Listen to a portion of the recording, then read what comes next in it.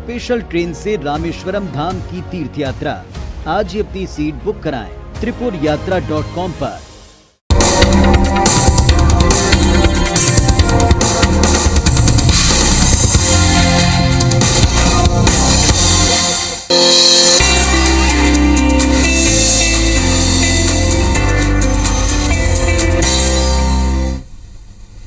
नमस्कार, बहुत स्वागत है आप सबका सेहत से जुड़े हमारे खास कार्यक्रम हेल्थ गुरु में। आपके साथ मैं पुनीत पाठक हूं।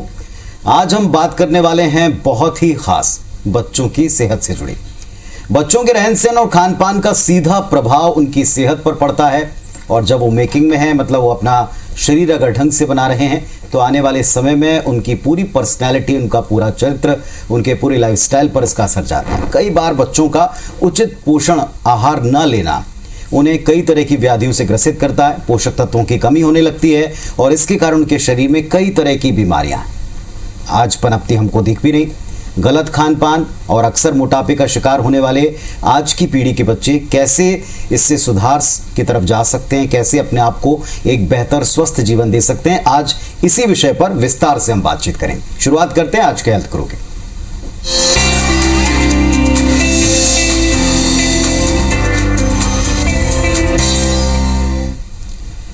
तो जाहिर सी बात है कि आज हमारे साथ में एक्सपर्ट के तौर पर हमें एक ऐसी डाइटिशियन चाहिए जो लगातार बच्चों की सेहत पर खुद भी नजर रखती हैं और पेरेंट्स को भी बताती हैं कि आप कैसे और किस तरह से बच्चों को सेहतमंद खाना परोस सकते हैं उनकी चॉइस के साथ में। हमारे साथ आज शिल्पी गोयल जी हैं, डाइटिशियन और फाउंडर हैं न्यूट्रीशिल्प की, और इनका परिचय काफ़ी लंबा है, काफ़ी लंबा एक्सपीरियंस ही रखती हैं, लेकिन इन शॉर्ट आप ये कह सकते हैं कि ये पूरी तरह से बच्चों के खाने की डॉक्टर हैं।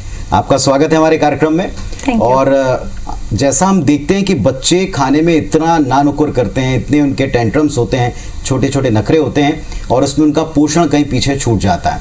और आज हम देख रहे हैं बहुत से बच्चे छोटी सी उम्र में मोटापे का शिकार हैं। ये क्यों है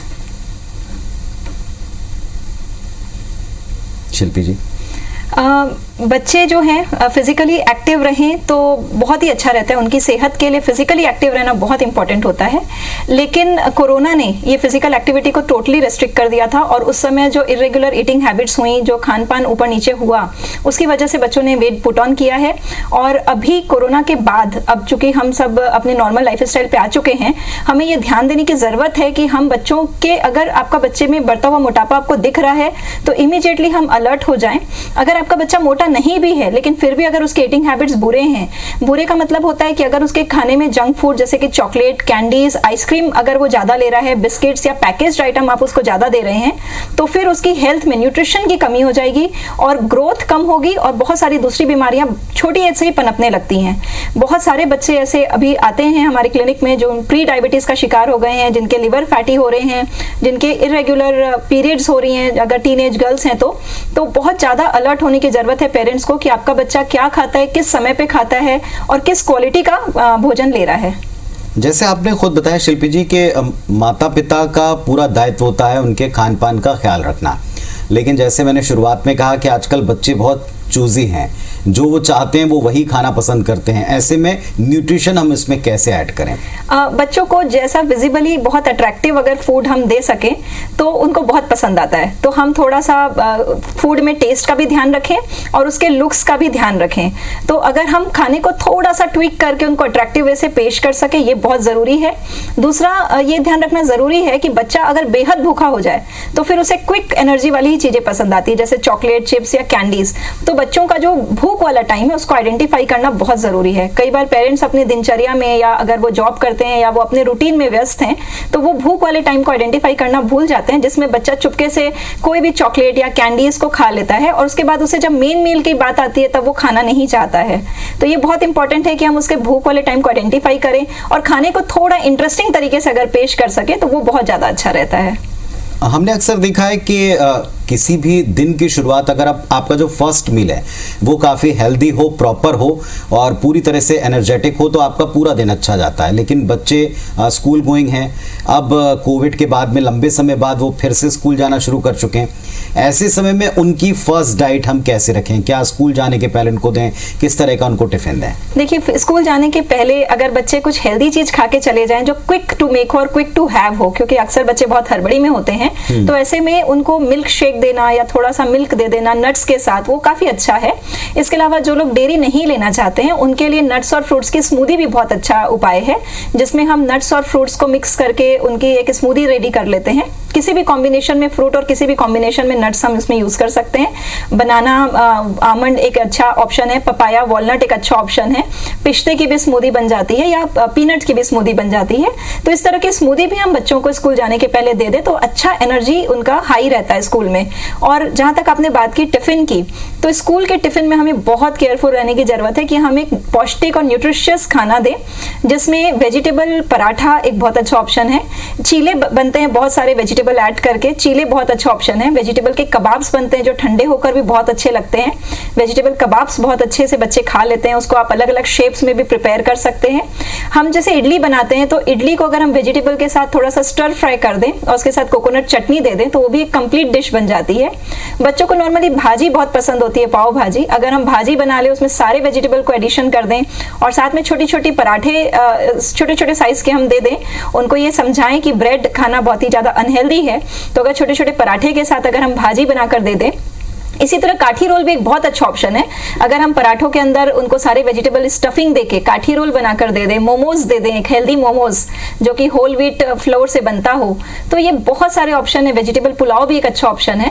तो काफी सारे ऐसे हेल्दी ऑप्शन है जिसमें हम बैलेंस्ड मील के थ्रू बच्चों को एक आइडियल न्यूट्रिशन प्रोवाइड कर सकते हैं। आई एम श्योर जितनी भी मदर से सुन रही होंगी उनको पहले से बहुत सारा होमवर्क करके रखना पड़ेगा, क्योंकि उनको इतना वैरायटी का फूड देना है। तो डेफिनेटली समय से आप इनको डिलीवर कर पाएँ, ये भी बड़ा इंपॉर्टेंट, क्योंकि सुबह का टाइम जैसा आपने बताया काफ़ी क्विक टाइम होता है, बहुत जल्दी आपको इसे प्रिपेयर करना पड़ता है। एक चीज़ जैसा आपने बताया, बच्चे फ्रूट्स को बहुत अवॉइड करते हैं या किसी एक या दो फ्रूट के ऊपर ज़्यादा हमने देखा है कि जो उनको पसंद आता बस वो वही खाते हैं। कोई मैंगो खा रहा है तो मैंगो, बनाना खाता है तो केवल बनाना। ऐसे बच्चों को बाकी के फ्रूट्स, सीजनल फ्रूट्स हम कैसे परोसें? बच्चों के साथ एक एक्सरसाइज जरूर करनी चाहिए। कभी कभी जब आप खाली बैठे हैं तो बच्चों को बताएं कि आपका फूड रेनबो के कलर्स के जैसे रंग बिरंगा, आपकी प्लेट रेनबो के कलर्स के जैसी होनी चाहिए। उन्हें बताएं कि जिस तरह से वो सभी कलर्स पसंद करते हैं वैसे भी आपकी बॉडी भी सभी कलर्स में डिफरेंट आपको बेनिफिट्स मिलते हैं। कुछ आपकी आंखों के लिए, कुछ दांत के लिए, कुछ हेयर के लिए, कुछ स्किन के लिए बेनिफिशियल होते हैं। और उनको अपने साथ शॉपिंग में भी लेकर जाएं, जहां आप उनको प्रमोट करें, मोटिवेट करें कि आप खुद चुनिए अलग अलग कलर्स के वेजिटेबल।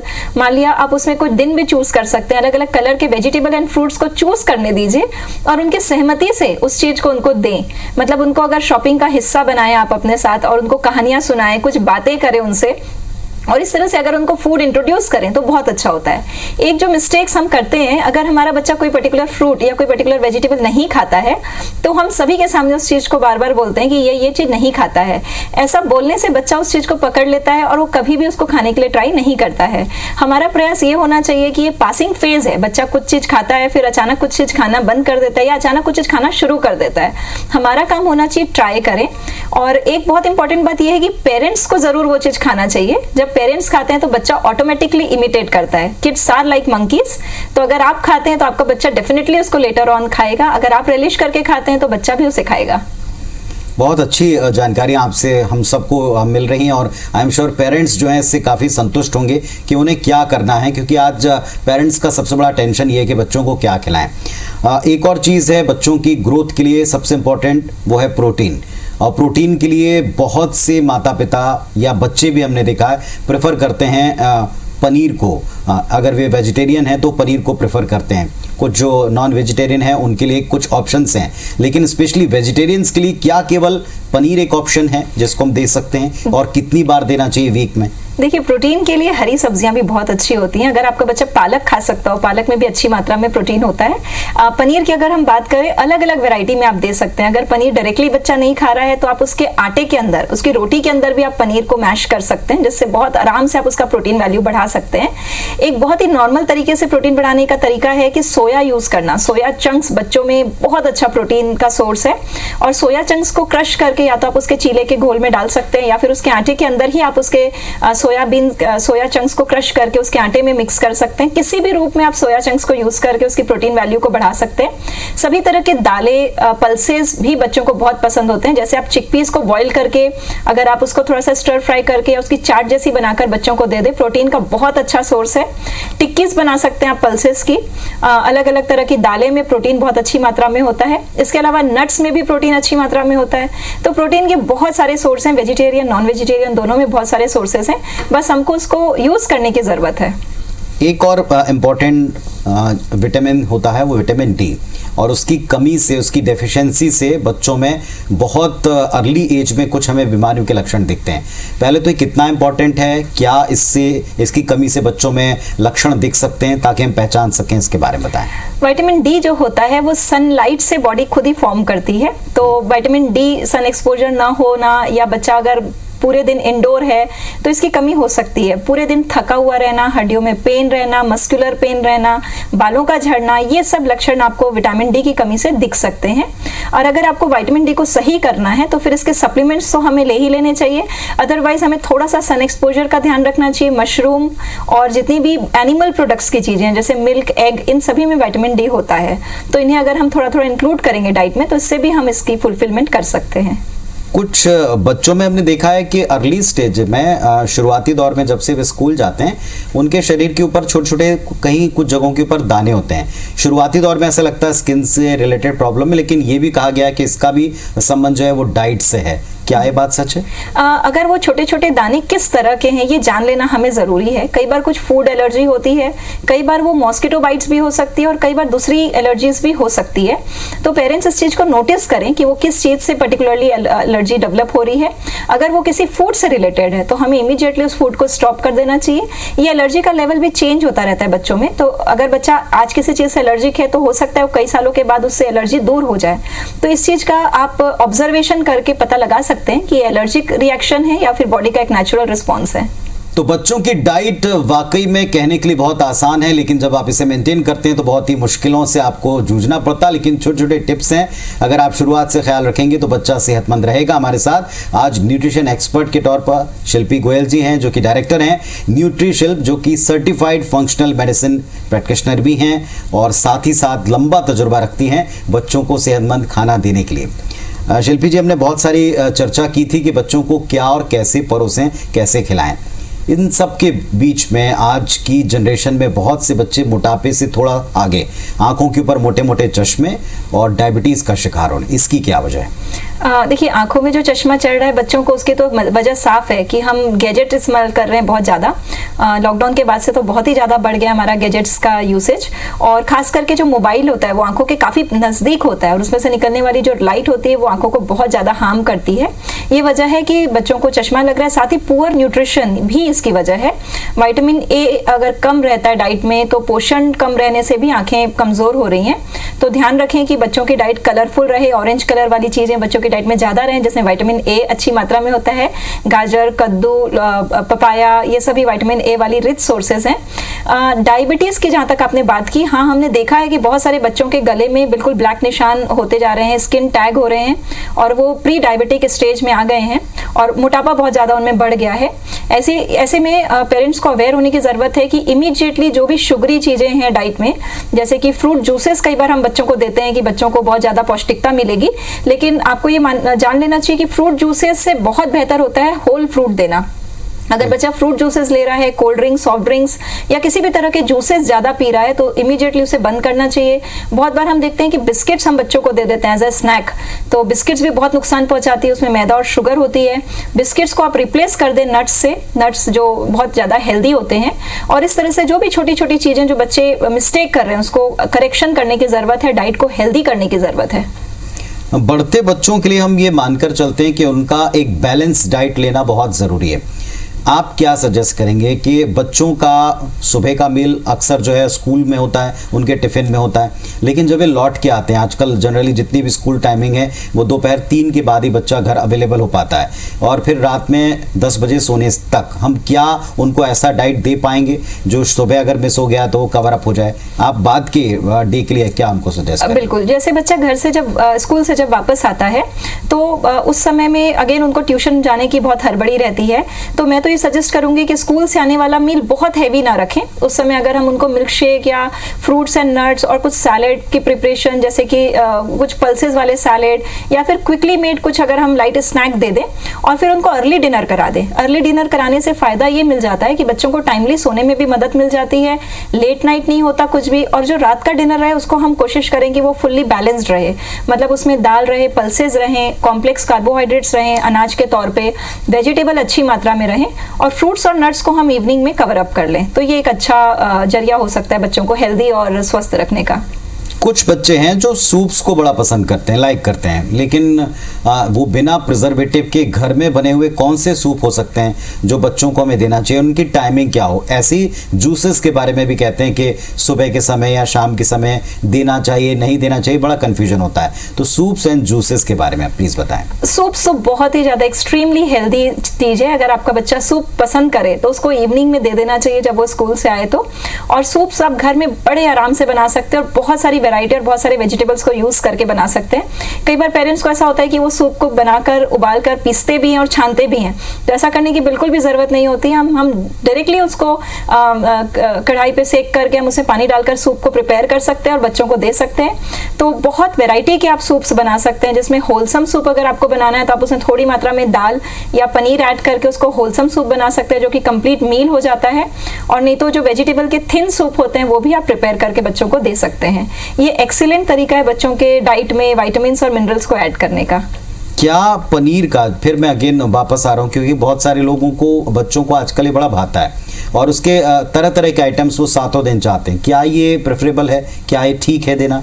बिल्कुल ठीक है। पनीर आप एवरीडे बच्चों के मील पे डाल सकते हैं एक टाइम पे, और पनीर के बहुत सारे वैरायटी के आइटम आप बना सकते हैं। जैसे पनीर की कटलेट बन सकती है, पनीर का सौटे वेज बन सकता है, टिक्का बन सकता है, पनीर की भुर्जी बना करके आप कैबेज के अंदर भर के आप बना सकते हैं। पनीर के बहुत सारे आइटम बनते हैं। आप उसको चीले के बीच में भी लगा सकते हैं, जैसे मैंने अभी बताया कि आप सूप में भी पनीर को ग्रेट करके ऊपर से डाल सकते हैं। तो आप किसी भी चीज में पनीर को कैसे भी यूज कर सकते हैं। पनीर की चपाती भी आप बना सकते हैं। तो इस तरह से डिफरेंट वैरायटी में आप पनीर को यूज करके आप बच्चे की प्रोटीन वैल्यू को डाइट की बढ़ा सकते हैं। एक और अहम बात है, ब्रेड को वैसे तो हम जो हमारे यहाँ पुराना खाना था या जो ट्रेडिशनल खाना था हम इसमें अवॉइड किया करते थे बाजार से आने वाली ब्रेड को, लेकिन आजकल कई वैरायटी की ब्रेड है और हम मानते हैं कि ये ज़्यादा हेल्दी है। मल्टीग्रेन ब्रेड हम मानते हैं हेल्दी है, ब्राउन ब्रेड को हम मानते हैं कि थोड़ा कम नुकसान पहुँचाती है। क्या ये बात सच है? देखिए, जो भी ब्रेड आपको मार्केट में मिलती है कुछ मात्रा में उसमें रिफाइंड फ्लोर जरूर मिला रहता है। भले ही 100% रिफाइंड फ्लोर ना हो, लेकिन मैदा का कुछ अंश उसमें जरूर रहता है। मेरा ऐसा मानना है कि आप ब्रेड को कंप्लीटली रोटी से रिमूव कर सकते हैं। जो भी टॉपिंग आप अपने ब्रेड पे लगाते हैं वो आप रोटी में भी लगा करके आप उसकी बहुत अच्छी डिशेस बना सकते हैं। जैसे हमने रोटी पिज्जा की रेसिपी डेवलप की है जो कि बहुत ही टेस्टी और एक्चुअल पिज्जा से भी ज्यादा टेस्टी बन जाती है। और मेरा एक चैनल है डाइटिशियन शिल्पी गोयल के नाम से, जिसमें हम रेसिपी की बहुत सारे हेल्दी रेसिपीज किड्स के लिए डालते भी रहते हैं और साथ ही हेल्दी रेसिपी की बुकलेट भी हमने डिजाइन की है। तो रोटी पिज्जा एक बहुत अच्छा तरीका है। रोटी का रोल बना सकते हैं, हम काठी रोल बना सकते हैं। जो भी चीजें आप ब्रेड में स्प्रेड करते हैं उसको आप रोटी में लगाकर बड़े आराम से बच्चों को दे सकते हैं। सबको पता है जंक फूड सेहत के लिए हानिकारक हैं, लेकिन अक्सर बच्चों को अगर आपको कहीं बिजी करना हो तो उनको खाना खिलाते समय हाथ में मोबाइल देना आजकल एक आम प्रैक्टिस हो गई। और दूसरा, उन्हें जब आप बहुत हरी में हो, जल्दी में हो, शॉपिंग कर रहे हो, मीनवाइल आप उन्हें जंक फूड दे देते हैं। उन माता पिता को, उन बच्चों को आप क्या कहोगे? देखिए, जंक फूड ही टेस्टी होता है ऐसा नहीं है। हमारे पास बहुत सारे और भी ऑल्टरनेट्स हैं जो कि बच्चों को बहुत ही टेस्टी और क्रिस्पी लगते हैं। जैसे रोस्टेड चना, मखाना, रोस्टेड पीनट्स, ये सभी बहुत हेल्दी चीजें हैं जो अगर माँ बाप शॉपिंग कर रहे हैं और बच्चे को कुछ देना है तो वो इन चीजों को वो पकड़ा सकते हैं। बच्चे पॉपकॉर्न खा सकते हैं। और जल्दबाजी में रहते हुए बच्चों को जंक फूड फीड करना तो बिल्कुल भी एडवाइजेबल नहीं है। चलिए, तो आपने बहुत सारी शंकाओं का समाधान दिया। आई एम श्योर कि जो लोग इस प्रोग्राम को देख रहे हैं वो अपने साथ के लोगों को भी बताएं। शिल्पी गोयल जी को आप ध्यान से सुने और इस पूरे कार्यक्रम का जो भी सार है वो ये कि आपके बच्चे हेल्दी खाना खाएं, हेल्दी डाइट अपनाएं और अपने जीवन में आगे जब बढ़ें तो एक परफेक्ट लाइफस्टाइल को लेकर के चलें, ताकि आने वाले समय में उनको किसी तरह की कोई व्याधि, कोई दिक्कत, कोई बीमारी ना घिरे। थैंक यू सो मच आपका हमारे साथ जुड़ने के लिए और इतनी काम की इंफॉर्मेशन शेयर करने के लिए शिल्पी जी। Thank you. तो हेल्थ गुरु में आज के लिए बस इतना ही। फिर से एक एक्सपर्ट के साथ हेल्थ से जुड़ी किसी खास प्रॉब्लम पर डिस्कस करेंगे। तब तक अपना ख्याल रखिए। नमस्कार।